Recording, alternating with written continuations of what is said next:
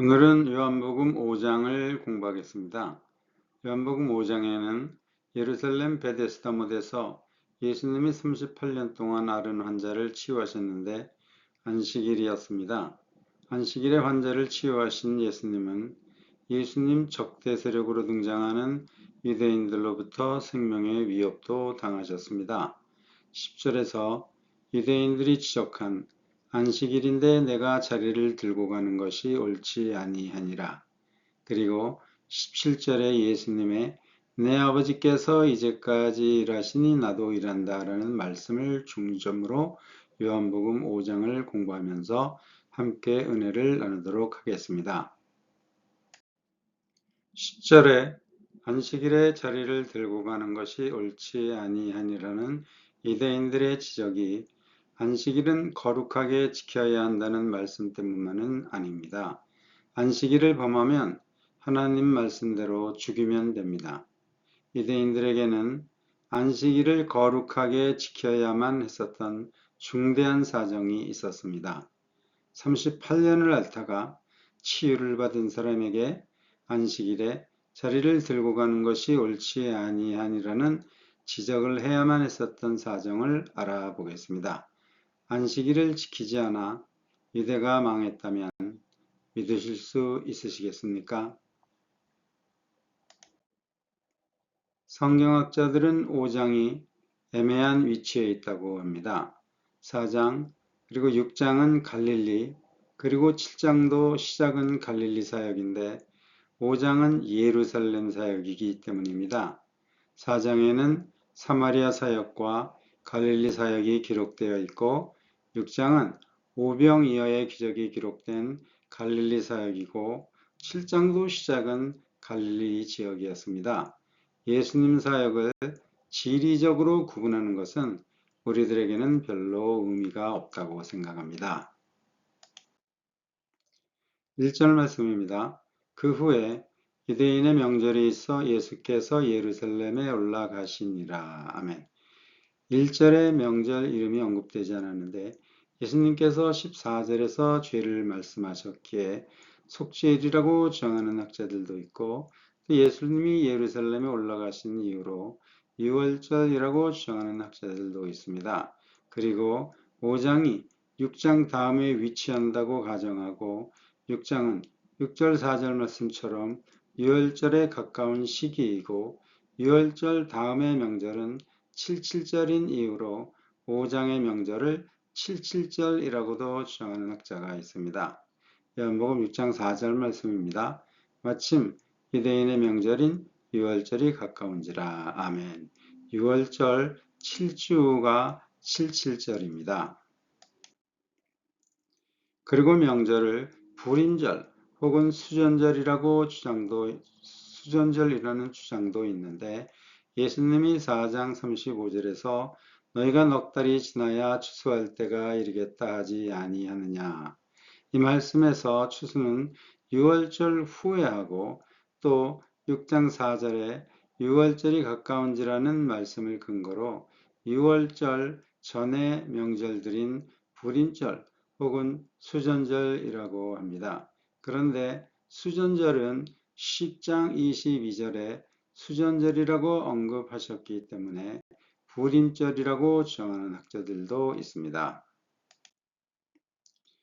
불임절은 하나님의 개입으로 이스라엘이 살아남은 것을 기념하는 날인데 예수님이 안식일에 환자 치유하심을 비난하는 유대 사람들에게 하신 이 5장 17절 말씀 예수께서 저에게 이르시되 내 아버지께서 이제까지 일하시니 나도 일한다 하시매 라는 말씀을 구약에서 하나님은 쉬지 않으시며 유대를 구원하신 사실에 대입해서 이해하면 이제까지 일하시니 라는 말씀은 하나님이 유대인을 구원하신 비유의 말씀이 확실하기 때문에 5장의 명절을 불임절로 추정합니다. 그리고 6월절은 예루살렘 성전에 모여야 하지만 불임절은 하나님이 명하신 명절도 아니고 또 예루살렘에 모이지 않아도 됩니다. 그 1절 말씀에 그 후에라는 말씀이 있는데 그 후에가 언제인지는 알 수 없지만 사도 요한은 이러한 표현을 자주 쓰셨습니다. 명절이 불임절이라면 불임절은 에스더의 간청으로 하나님이 유대인의 학살을 시도한 페르시아 아케메네디 왕조의 총리 하만의 음모를 막아주신 날을 기념하는 날인데 에스더 9장에 잘 기록되어 있습니다. 에스더서를 읽어보시기를 추천드립니다. 명절을 불임절이라고 주장하는 학자들은 명칭을 생략한 이유는 헬라 독자들에게 알려지지 않은 절기라 불임절을 생략하고 명절이라고 기록하셨다고 합니다. 헬라 독자들에게 잘 알려진 명절인 초막절, 수전절, 그리고 유월절은 명칭을 언급하셨는데 특별히 유월절은 총 9번을 언급하셨습니다. 우리가 사용하는 달력으로 2023년도 유대 큰 절기입니다.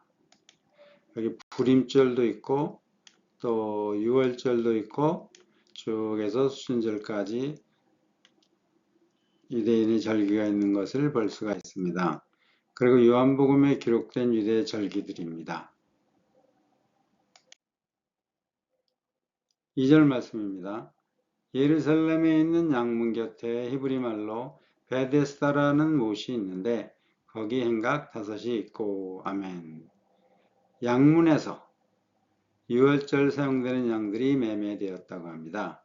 그리고 이 베데스다의 의미는 자비 혹은 은혜의 집이라는 뜻이라고 합니다. 못은 우리가 생각하는 샘물이 고여서 형성된 연못이 아니고 사람이 만든 수영장 형태를 갖고 있었다고 합니다. 학자들은 양문 곁에 히브리 말로 베데스다라는 못이 있는데 라는 말씀을 양의 수영장이 있는데 히브리 말로는 베데스다라고 부름이라고 번역한 것이 좋다고 합니다. 그리고 마이얼스 코멘터리에 인용된 암모니우스에 의하면 양의 수영장에서는 유월절날 사용되는 양들의 피를 씻었다고 합니다. 학자들은 성전 북쪽에 헤롯 대왕이 건립한 안토니아 요새에 가까운 곳에서 2개의 수영장 모양의 못을 발견했는데 이 못을 베데스다라고 주장합니다. 안토니아 요새의 높은 탑에서 로마 군인들이 많은 필그림들이 모인 성전을 내려다 보았다고 합니다. 사도행전 21장 34절에서 사도 바울이 보호받은 장소 영문이 안토니아 요새라고 합니다. 사도행전 21장 34절 말씀입니다. 무리 가운데서 어떤 이는 이 말로 어떤 이는 저 말로 부르짖거늘 천부장이 소동을 인하여 그 실사를 알 수 없어 그를 영문 안으로 데려가라 명하니라. 아멘.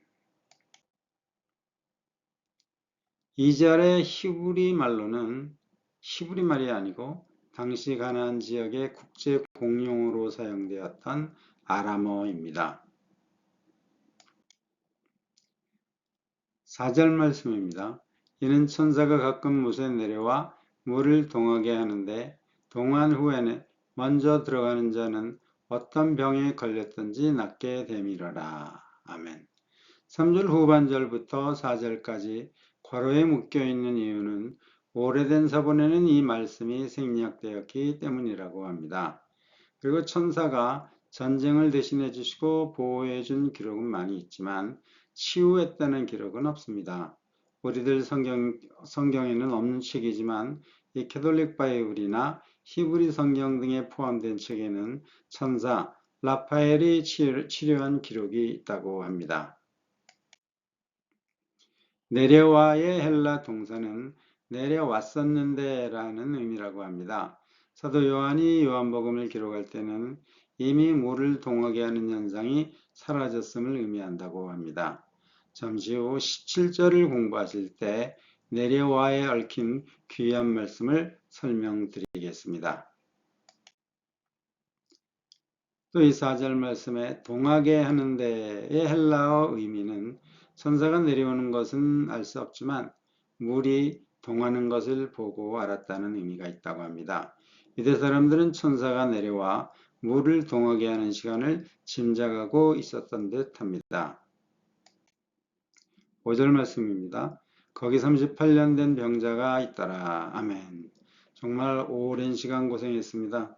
38년 앓은 환자도 고생했었겠지만 식구들이 더 심한 고생을 하셨을 것입니다. 6절 말씀입니다.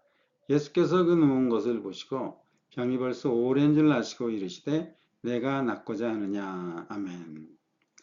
치유의 효력이 있는 베데스다 못에 누워서 치유의 순간을 기다리고 있는데 환자는 고침을 받기를 원한다는 사실을 알 수 있습니다. 예수님이 내가 낫고자 하느냐라는 질문은 환자에게 희망을 주기 위함이라고 하는데 예수님의 제가 생각하는 내가 낫고자 하느냐라는 질문은 하나님께서 이 38년 동안 앓은 환자가 정말로 그 마음에 간절히 낫고자 하는 마음이 있기 때문에 다시 한번 확인을 하는 그러한 질문이라고 저는 생각을 합니다. 그러나 일반 사람들도 38년 앓은 환자를 보면 오랫동안 앓은 환자임을 알 수 있습니다. 예수님이 아시고 계신 것은 38년 동안 이 환자가 낫고자 했었던 마음이었습니다. 예수님은 우리들의 속마음을 알고 계십니다. 요한복음 2장 25절 말씀입니다. 또 친히 사람의 속에 있는 것을 아심으로 사람에게 대하여 아무의 증거도 받으실 필요가 없음이러라 이니라. 아멘. 7절 말씀입니다. 병자가 대답하되 주여 물이 동할 때에 나를 못에 넣어줄 사람이 없어 내가 가는 동안에 다른 사람이 먼저 내려가나이다. 예수님의 내가 낫고자 하느냐라는 질문에 낫기를 원합니다 라고 대답을 하면 좋았을 텐데 환자는 예수님이 물이 동할 때에 자신을 제일 먼저 못에 넣어 주기를 원합니다. 나를 못에 넣어줄 사람이 없어 라고 38년 동안 앓은 환자가 고백을 하는데 38년을 앓았으니 도움을 주던 사람들이 다 떠나간 것을 쉽게 짐작할 수 있습니다. 누워있던 환자가 못에 내려가는 동안에 라고 고백하는데 치유받고자 하는 의지가 대단합니다. 38년이면 이제 포기할 만도 한데 사람들을 해치고 못에 들어가려는 시도도 한 듯합니다. 14절 말씀에는 예수님이 성전에서 이 사람을 만났는데 이 사람은 치유는 하나님이 하신 것으로 믿고 성전에 감사드리러 간 듯합니다. 8절 말씀입니다. 예수께서 가라사대 일어나 내 자리를 들고 걸어가라 하시니. 아멘. 이 8절 말씀에 내 자리를 들고 걸어가라는 예수님의 명령을 하신 것은 환자의 믿음을 인정하셨기 때문이라고 합니다. 마가복음, 마태복음에서도 예수님은 유사한 명령을 하셨습니다. 마가복음 2장 9절에서 중풍병자에게 내 제사함을 받았느니라 하는 말과 일어나 내 상을 가지고 걸어가라 하는 말이 어느 것이 쉽겠느냐. 11절 내가 내게 이르노니 일어나 내 상을 가지고 집으로 가라 하시니. 아멘. 마태복음 9장 6절 말씀입니다. 그러나 인자가 세상에서 죄를 사하는 권세가 있는 줄을 너희로 알게 하려 하노라 하시고 중풍병자에게 말씀하시되 일어나 내 침상을 가지고 집으로 가라 하시니. 아멘. 마가복음, 마태복음에서도 지붕 구멍을 뚫어 내려온 환자에게 예수님이 유사한 명령을 하셨는데 그렇다고 요한복음 5장의 사건과 유사한 사건은 아닙니다. 전혀 다른 사건입니다. 공간복음의 치유 장소는 가버나움입니다. 그리고 요한복음의 치유 장소는 예루살렘이고 치유 시간은 안식일입니다. 38년을 매일 사용했었을 수도 있었던 자리를 들고 걸어가라는 말씀을 들은 자는 어떠한 생각이 들었을까요? 9절 말씀입니다. 그 사람이 곧 나가서 자리를 들고 걸어가니라. 이날은 안식일이니. 아멘. 자리를 들고 걸어가기 위해서는 자리를 접어 들고 가기 편하게 만들어야 합니다. 자리를 접어 들기 편한 짐으로 만들었습니다. 병나은 사람뿐만 아니라 모든 유대인들은 안식일날 짐을 들고 이동할 수 없는 사실을 너무나도 잘 알고 있었습니다. 안식일날만큼은 결코 짐을 들고 이동할 수 없습니다. 앞서 말씀드린 대로 안식일날 짐을 들고 움직이면 망조가 됩니다. 국가 폐망의 시작입니다. 이러한 이유로 안식일날 짐을 들고 다니지 않는데 고침을 받은 사람은 다른 사람의 시선은 전혀 상관없이 곧 짐을 들고 걸어갑니다. 안식일은 거룩히 지켜야 합니다. 출애굽기 20장 8절 말씀입니다. 안식일을 기억하여 거룩히 지키라. 아멘. 안식일에는 자리를 들고 이동할 수 없습니다. 왜냐하면 자리, 즉 짐을 들고 이동하는 것은 상행위를 의미합니다. 안식일에 상행위를 하다가 유다가 망했습니다. 잠시 후 10절 말씀을 공부하면서 자세히 말씀드리겠습니다. 안식일을 거룩히 지키는 이유는 안식일이 하나님과 유대인의 표징이라고 하나님이 말씀하셨기 때문입니다. 출애굽기 31장 13절 말씀입니다. 너는 이스라엘 자손에게 고하여 이르기를 너희는 나의 안식일을 지키라. 이는 나와 너희 사이에 너희 대대의 표징이니 나는 너희를 거룩하게 하는 여호와인 줄 너희로 알게 함이라. 아멘. 10절 말씀입니다. 유대인들이 병나은 사람에게 이르되 안식일인데 내가 자리를 들고 가는 것이 옳지 아니하니라. 아멘. 유대인들은 15절과 33절의 말씀을 참조하면 산헤드린 의원들입니다. 5장 15절 말씀입니다. 그 사람이 유대인들에게 가서 자기를 고친 이는 예수라 하니라. 아멘. 15절 말씀으로 유대인들이 모여있던 장소가 있음을 알 수 있습니다.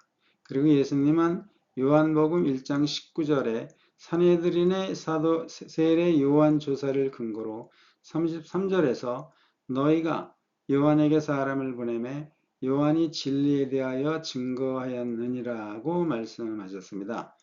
요한복음 1장 19절 말씀입니다. 유대인들이 예루살렘에서 제사장들과 레위인들을 요한에게 보내요. 아멘. 유대인들이 안식일에 자리를 들고 가는 것을 문제 삼는 이유는 사정을 알지 못하는 사람들은 들고 가는 짐이 수십 년을 사용한 한자용 자리가 아니라 장사를 위한 짐을 들고 가는 것으로 잘못 판단하고 장마당에서나라고 생각할 수도 있습니다. 하나님 은혜만을 생각하며 하나님께 감사드리는 안식일에 무엇을 살까, 무엇을 팔까라는 생각이 유대인들의 마음을 흐리게 하기 때문입니다. 물질이 하나님을 뒷전으로 물러날 수 있게 하기 때문입니다. 그리고 타 지방에서 예루살렘을 방문한 사람들이 안식일에 짐을 들고 다니는 것을 보고 그것도 성전에서 짐을 들고 다니는 것을 보고 고향에 돌아가서 예루살렘 사람들은 안식일인데 짐을 들고 다닌다라고 의도하지 않는 거짓 소문을 내지 않겠습니까? 우리들은 거짓 소문의 폐해를 잘 알고 있지 않습니까? 무엇보다도 안식일에 상행위를 했었던 선조들의 악행으로 예루살렘 궁전과 성전이 불탄 사실을 유대인들은 너무나 잘 알고 있었기 때문에 옳지 아니하니라고 지적했습니다. 여러분, 예레미야가 안식일에 상행위를 한 것을 보고 예루살렘 궁전이 불탈 것이라고 경고한 사실을 기억하시나요? 예레미야 17장 27절 말씀입니다. 너희가 나를 청종치 아니하고 안식일을 거룩히 아니하여 안식일에 짐을 가지고 예루살렘 문으로 들어오면 내가 성문에 불을 놓아 예루살렘 궁전을 삼키게 하리니 그 불이 꺼지지 아니하리라 하셨다 할지니라. 아멘. 예레미야가 대하는 하나님의 경고에도 안식일의 상행위가 중단되지 않자 하나님 경고의 예언이 실현이 되었습니다. 예레미야 52장 13절 말씀입니다. 여호와의 정과 왕궁을 불사르고 예루살렘의 모든 집을 귀인의 집까지 불살랐으며. 아멘. 솔로몬에 의해 건립된 예루살렘 성전이 약 400여 년 만에 파괴되는 모습입니다. 화재만 발생한 것이 아닙니다. 유다가 망했습니다. 안식일을 거룩하게 지키지 못해 망했습니다. 그리고 예수님이 치유하신 환자에게 유대인들이 안식일인데 내가 자리를 들고 가는 것이 옳지 아니하니라는 지적을 했듯이 이미 수백 년 전에 안식일에 짐을 들고 가는 것을 보고 경고를 하신 선지자가 있었습니다. 느헤미야는 예루살렘 성곽 보수공사가 완성되었을 때 안식일에 상행위가 이루어지는 것을 보고 경계하였고, 느헤미야 13장 15절 말씀입니다. 그때에 내가 본즉 유다에게 어떤 사람이 안식일에 술투를 밟고 곡식단을 나게시로 울번하며 포도주와 포도와 무화과와 여러 가지 짐을 쥐고 안식일에 예루살렘에 들어와서 식물을 팔기로 그날에 내가 경계하였고. 아멘. 느헤미야는 경계뿐만 아니라 유대 유력 인사들을 꾸짖기도 했습니다. 느헤미야 13장 17절 말씀입니다. 내가 유다 모든 귀인을 꾸짖어 이르기를 너희가 어찌 악을 행하여 안식일을 범하느냐. 18절 너희의 열조가 이같이 행하지 아니하였느냐. 그러므로 우리 하나님이 이 모든 재앙으로 우리와 이 성읍에 내리신 것이 아니냐. 이제 너희가 오히려 안식일을 범하여 진노가 이스라엘에게 임함이 더욱 심하게 하는도다 하고. 아멘. 안식일에 일을 하는 것은 큰 범죄 행위입니다. 출애굽기 31장 15절 말씀입니다.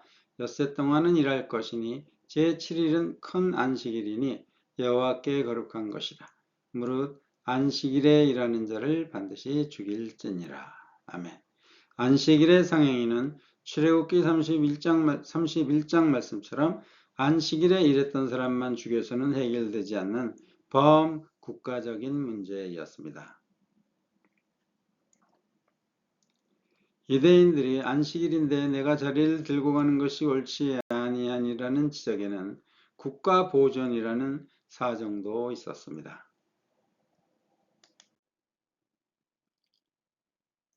이 제이미슨 코멘터리 책은 10절의 유대인들과 11절의 병나은 사람의 대화를 권위의 대립으로 묘사를 했습니다. 그리고 병나은의 원어에는 자상한 치료와 역할이 포함된 하인이나 의사의 사역이라고 합니다. 11절 말씀입니다. 대답하되 나를 낫게 한 그가 자리를 들고 걸어가라 하더라 한대. 아멘. 권위를 갖고 있던 유대인들이 옳지 아니하니라고 말을 하자 병난 사람도 나를 낫게 한 그가 자리를 들고 걸어가라 하더라 하며 예수님의 권위로 자신이 걸어가는 것이라고 대답합니다.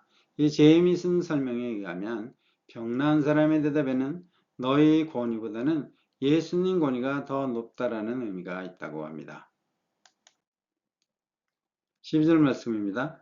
저희가 묻되 너더러 자리를 들고 걸어가라 한 사람이 누구냐 하되. 아멘.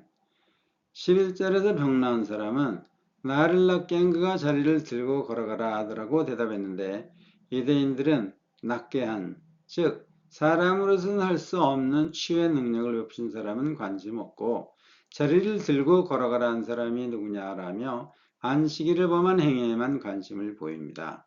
안식일에 짐을 들고 오라는 것이 국가의 존망과 관계에 있음을 알고 나서 유대인들의 사정도 조금은 이해할 수 있게 되었습니다. 13절 말씀입니다. 고침을 받은 사람이 그가 누구신지 알지 못하니 이는 거기 사람이 많음으로 예수께서 이미 피하셨음이라. 아멘.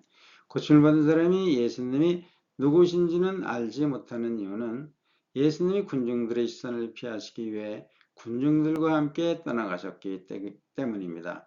마태복음 12장에서도 회당에서 안식일날 손 마른 사람을 치유하셨는데 이로 인해 논쟁이 생겼습니다. 예수님은 이러한 상황을 피하신 것입니다. 또 피하셨음이라는 원어에는 머리를 숙이고 혹은 무리들을 해치고라는 의미가 있다고 합니다.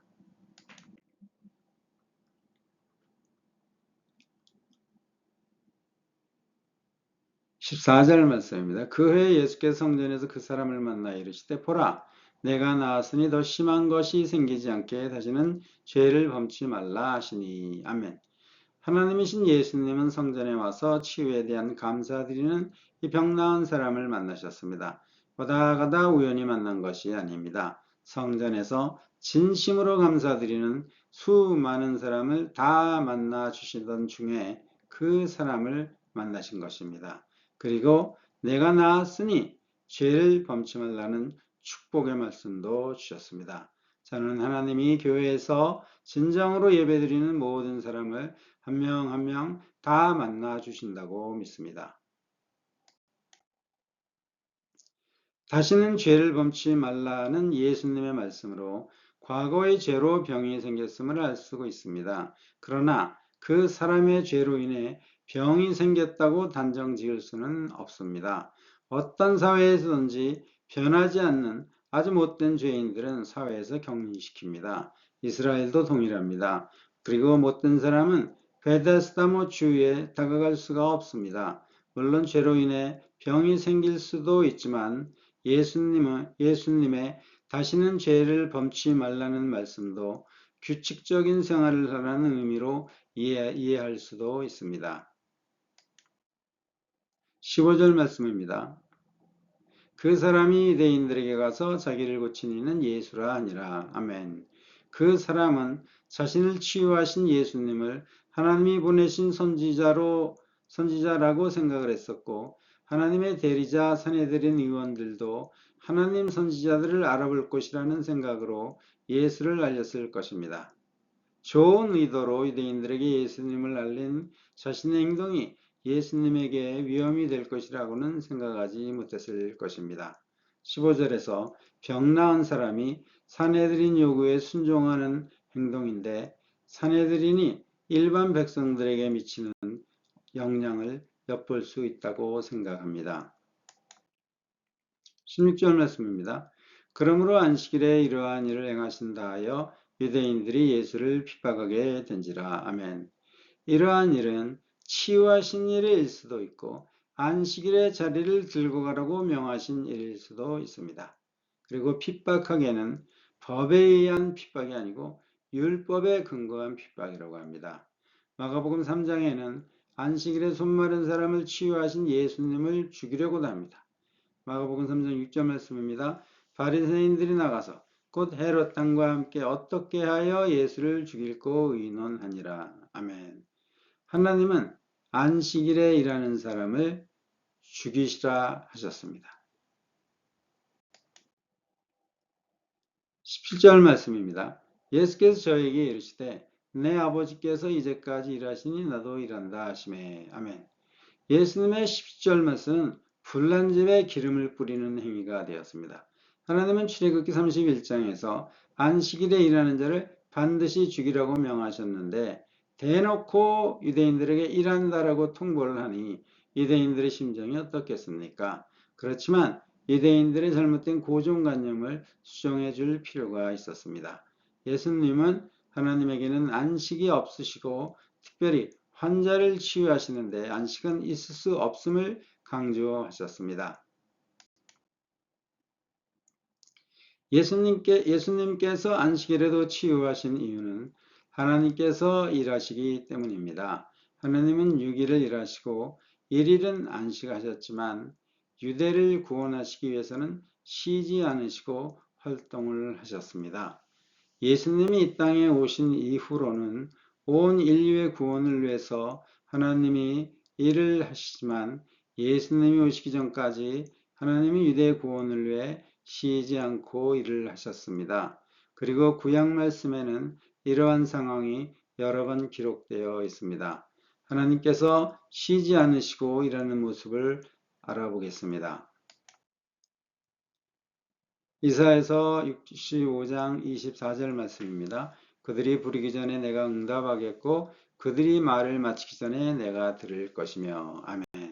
이사야서 65장 말씀은 하나님께서 항상 이스라엘과 함께 하신다는 말씀입니다. 그리고 다윗 왕은 시편 23장에서 하나님이 함께 하신 체험을 노래로 만들어 하나님께 영광을 돌렸습니다. 시편 23편 4절입니다. 내가 사망의 음침한 골짜기로 다닐지라도 해를 두려워하지 않을 것은 주께서 나와 함께 하심이라.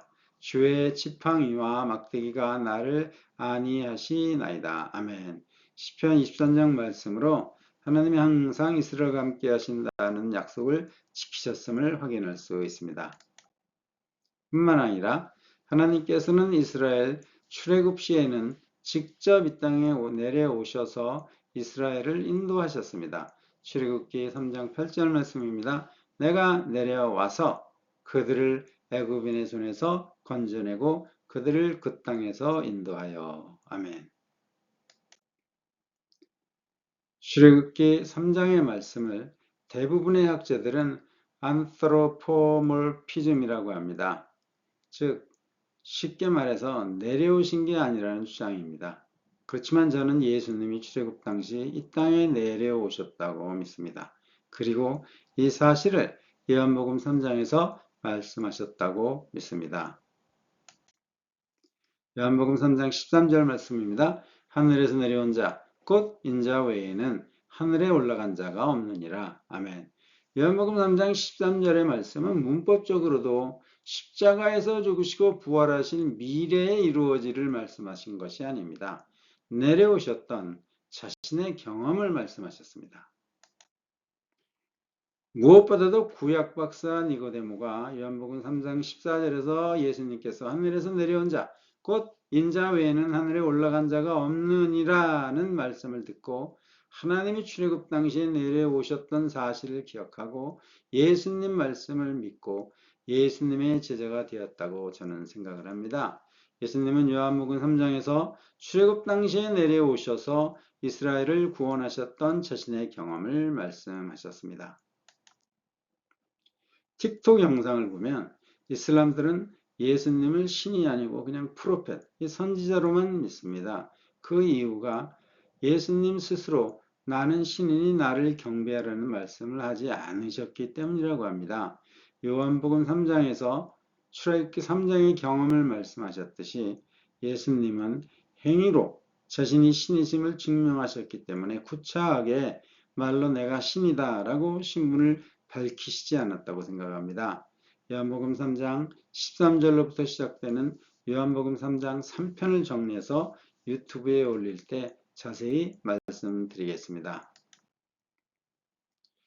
예수님은 공간복음에서 안식일날 문제가 생기자 안식일의 주인이라고 말씀하셨습니다. 마태복음 10장 8절 말씀입니다. 인자는 안식일의 주인이라 하시니라. 마가복음 2장 28절 말씀입니다. 이러므로 인자는 안식일에도 주인이니라. 아멘. 예수님은 안식일의 주인이시고 안식일의 소유자이십니다. 이름을 기억하지 못하지만 예수님은 안식일을 새롭게 정의하실 수 있다는 글을 읽은 기억이 있습니다. 감사합니다.